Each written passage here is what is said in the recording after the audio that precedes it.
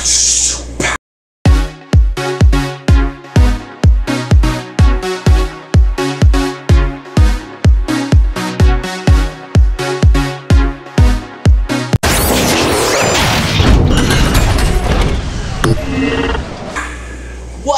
is happening, YouTube? How you doing? How you doing? How are you doing? Happy day. As always, it's a happy day. And today, we're going to be bringing you a Q&A video. This is Q&A number 11. Oh my goodness, that's one less than 12. It is. Q&A number 11. Thank you so very much for continuing to, 1, subscribe to my channel, 2, watch my videos, 3, have nothing else to do but watch more of my videos, and 4, and most especially related to this video, send questions into my sickleman09@gmail.com account. I know I've done a pretty crappy job in terms of getting Q&As out consistently, but we're going to keep doing them, and I keep going in order, trying to get every single question answered that I possibly can, even though it may take me a couple of days or a week. Terrible, but that's why we're doing this. That's not why we're doing this. We're doing this because you guys are amazing and sending awesome questions. It's terrible because I can be a lazy one sometimes. Got Mr. Spike back here behind me, hanging out. It is time for your questions. Links in the description below if you want to go ask some yourself. Alright. Question number 1. This is usually the question we always start with. The first one. Do you have any advice on getting a nuchal hump on cichlid thanks gum? First things first. Do I have any advice in getting a nuchal hump to grow on a cichlid? Not really. From what I understand, it can be a breeding thing. It can be a territory thing. Dominant male type of deal. And a lot of it actually has to do with genetics. If your fish isn't genetically disposed to grow a large nuchal hump, like there's fish out there that don't grow any sort of nuchal hump at all, and then there's fish that, of those similar species, will end up growing a nuchal hump. A lot of it actually, I would say most of it depends on genetics and dominance of the fish. If it's a male, dominant male in the tank, that's usually what's going to create some nuchal hump growth. Fish is breeding, that usually gets the hormones going, but in terms of like pinpointing one thing to get nuchal humps to grow, no. They just kind of happen. They come and they go and they get larger, they get smaller, you know, with the moods of your fish. Honestly, Ryan, by the way, Ryan asked a question. I don't think there's one exact way to do it. Keep your water clean, keep the fish fed. In terms of, you know, trying to create something that maybe the fish genetically isn't disposed to do, I don't know. Usually if a fish is going to grow a nuchal hump, if it's in the right conditions in the right tank, with the right tank mates, that hump's going to grow. That's about as simply as I can put it. For Hulk, as he's grown, his nuchal is developed and developed and developed and gotten to the point where it's at right now, where it's nice and strong, but it's not bulbous and disgusting. But I can't say that I've done anything to create that, with the exception of providing him with clean water, proper filtration, good food, and a loving cichlid keeper. Thanks. Great question, though. Honestly, I'm sure this question gets asked a ton. I mean, everybody out there wants their fish to big nuchal hump, because that sometimes can be the in thing. Great question. Next question is from Brandon. Hi, Forrest. Great videos. Keep up what you were doing. I appreciate it. I wanted to know, what are the size of your sponge filters and why do you buy those sizes? How many gallons can the sponges take? I get the XY380 sponges. I go on eBay. I'll put a link in this video to probably an auction to it. And they're about, what are they? 4.5 by 5 inches, I believe. In terms of what they're rated for, I don't believe in standard, like, well, it'll handle a 55 gallon because, you know, a 55 gallon could have no fish in it, or it could have 3,000 fish in it. And the one with no fish, of course, it's going to handle. The one with 3,000 fish, of course, it's not going to handle that. So in terms of what it would fit for me in a 75 that I stock my way, meaning basically 1 or 2 fish or some grow outs, I'll put 2 in. Hulk's got 3 in his tank with the K1 filters on top. But in terms of like a specific gallonage, It's just a big sponge, so the bigger the sponge, the more biological. And why not go for the bigger sponge? Because the more biological, the better, of course.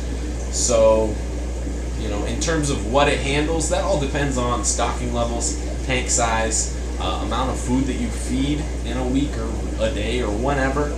And, you know, it's basically feeling out the situation. If your water changes and your food routine make it so that you can put one sponge on a 3,000-gallon tank, hey, all power to you. But that tank may also require 50 sponges. So it's all play it by ear, and just paying attention to what happens.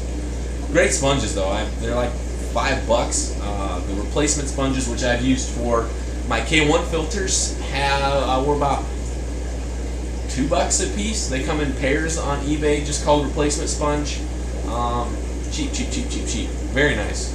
And reticulated sponge as well. You got closed cell sponge, and then you got like a reticulated open cell foam. And the reticulated stuff is going to last a lot longer, and it's just a much better. It doesn't collapse in on itself. It doesn't get clogged as easily, and they're just pretty high. I really honestly love those sponges, and for the price, honestly can't beat it. Not that I'm advertising, although if they want to sponsor my channel, the answer is no. Next question is from Norman. What's going on, Norman? What's up, Forrest? Love your videos. Thank you. It says vids, but I expanded just to show my expensive vocabulary. I actually was very into the hobby a few years back, and I had a pretty impressive community setup of South and Central American cichlids. Awesome. I started following your channel in January. I've seen all of your vids of 2014. That is impressive to say the least, because I post a lot of videos. Watching your vids has really got me back into the hobby, and I have a few cues for you. That's what this is about. Let's get to them. Number one, whatever happened to your red devil? Well, here's what happened. There was a hawk outside my window for 3 days. He was just sitting. He was staring. He was just staring. And I thought that he was going to try and come in and steal my fish. I was like, hawk flying in my house, steal my fish? Unlikely. But he stayed there. And one night, I left the window open, came in here in the morning, and my red devil was gone. So lo and behold, a neighbor kid actually snuck in my window, took the fish out. Actually, what really happened is permanent plants. He wasn't really fitting into my permanent plants. He was a beautiful fish, by the way. And took him to one of my local fish stores. Some of you like to call them LFSs. Yeah, got a couple local places that I can take fish to. Not the places that I love to take fish to, but, you know, like I said, he really wasn't in my permanent plants. And I believe I was getting something at the time. I think I got the bean eye or something, which they don't have now anyways. Which I need to get some more. I need some more tanks, by the way. And, yeah, moving on out. Stolen by a hawk. What is the minimum tank size to keep one red devil? That question is a loaded question, because minimum can mean many, many things. Most people will be like, when they think minimum, they're like, what is the smallest tank size that I can put this into and not be ridiculed? Hopefully that's not what you meant. Minimum, for me, when I suggest a minimum tank size, I suggest an acceptable minimum. Can you put a red devil in a 55-gallon tank and will it live? Absolutely. Is that right? Probably not. It's not a wide enough tank. Red devil live for a while? Will it grow to its full potential? Probably not. Will it probably, maybe, I don't know. For me, that 18-inch width and a 75 really would be my acceptable minimum for a red devil. And that's the umbrella genre of Amphilophus, really. All those fish that get to about 12 inches, Hulk's right in there with him. Even though he's probably, I don't know, he might be pushing 14 inches now. But, yeah, acceptable minimum 75. An awesome tank size would be like a 125. That'd be a great, red devil would love that tank. Amphilophus labiatus. What is the minimum tank size to keep one Rio Mag Umbi? Well, you can keep one fry in a 5-gallon tank, or you can keep one adult in something around 225, 200 to 300 gallons. Most people be like, well, they really need a 300-gallon as full size. They really honestly do. The tank that I've got Azul and Blondie in will work. It's not the best because the height-wise, it's only 18 inches tall, so it's a little on the short side. Length and width, it's, you know, perfect. 8 foot, 30 inches. Really, when you're talking footprint, full-grown Umbi, these fish have the potential, and I say potential, a lot of air quotes today, because does every blue Umbi grow to 2 feet long? No. Even if they're all raised to their full potential, which only a slim percentage of fish are, which I plan to be in that slim percentage with my fish Hulk and Azul and Spike. I want them to grow to full potential. But you have the potential for a 24-inch fish, so something 8 foot, 24 inches wide is probably an acceptable minimum. Really, if you want them happy, get them like a 1,000-gallon tank, honestly. I'm sure a lot of you guys have seen Mel's big 1,000-gallon. Something like that for an Umbie. Perfect. My tank's 8 foot by 30 inches wide, so they've got plenty of space. Footprint-wise, I believe it's 20 square feet, so they got some space. Height-wise, I'd like to go up another 3 or 4 inches just to give them a little bit extra space, but you know they'll do just fine with that tank. If you can get your Umbies a 200-gallon plus tank, you're going to be in the minority, because I'll be honest with you, there's this perfect tank size, and then there's a let's treat our animals respectfully tank size that a lot of people don't do. And I'm not saying that you guys are part of that. Hopefully you guys aren't, because you watch all these awesome YouTubers out there. But a lot of fish out there get thrown in tanks that they don't need to be in. And that's why this series is what it is, because I want to share a little bit of knowledge with you guys. And maybe if one person can avoid getting a 14-inch Umbie and sticking in a 55-gallon tank, then that's really what this is all about, because that kind of stuff happens way too much. What do you think about Powerhead DIY filtration versus Moving Bed DIY filtration neutral? Don't really have an opinion on the matter. Thank you for the questions, Norman. Appreciate it. Question from Ryan. What's up? Do you plan to keep one of your F1 Umbies for a wet pet? That all depends on how awesome they turn out. I'd like to grow them up just to see what kind of potential they got. But really, I think they'll eventually all get sold. Maybe possibly grow up a female as a backup for Azul, or maybe grow up an F1 pair. Who knows? Not even myself, obviously. If I had the opportunity, I would have 1,000 tanks, and every fry I ever had would have its own tank. But that does not happen, because the guy stole my 1,000 tanks out of my backyard. Stole them. With a gopher. Only you guys could understand the things that could come from out of my mouth, like words-wise, things I could say just off the top of my head, which is 99% of what you guys see in videos. I'm not going to say it's creative. It's definitely a thing, though. Great question, Ryan. Hi, Forrest. Chris from New Zealand. I'm talking a New Zealand accent for you. That's terrible. My question is, did you have to reinforce your floor or a solid foundation? I'm looking to get a 240-gallon. They have to reinforce mine. Hope this makes any of your videos. Love the channel. By the way, keep it up. Yes, I have. I talked about this in the Q&A. I believe the last Q&A or the previous one. I don't know. Can't keep track because there's so many of them. This is number 11. That's a lot.